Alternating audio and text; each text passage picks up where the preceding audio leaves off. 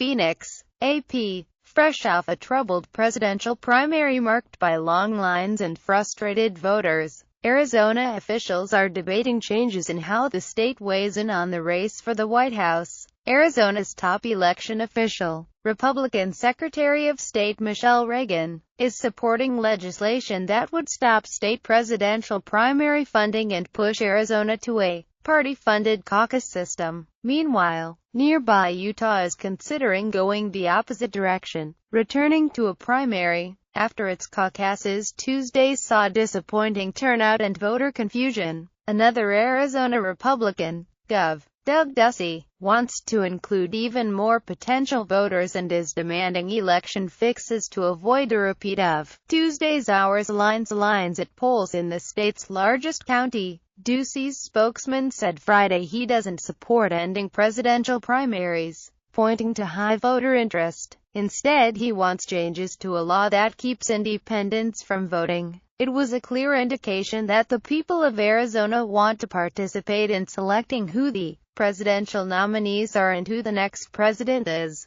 Ducey spokesman Daniel Scarpinato said of the long lines, "It is a responsibility of government to facilitate the election and make sure they have the opportunity to cast their vote." In Utah, Republican Gov. Gary Herbert said Thursday he would like to see his state return to a presidential primary after far fewer people participated in its caucuses this year than in 2008, the last presidential election without a sitting president. The state's Republican Party chose to run a caucus. The legislature didn't fund a primary, leading Democrats to hold party-run caucuses as well. Both parties encountered issues Tuesday. Democratic events were swamped, even with the lower turnout, and the party was unprepared to handle the rush of voters. For Republicans, an online voting experiment led to a flood of calls to a technical support hotline. A number of GOP caucus sites also ran out of ballots. Republican legislative leaders in Utah still weren't on board Friday with returning to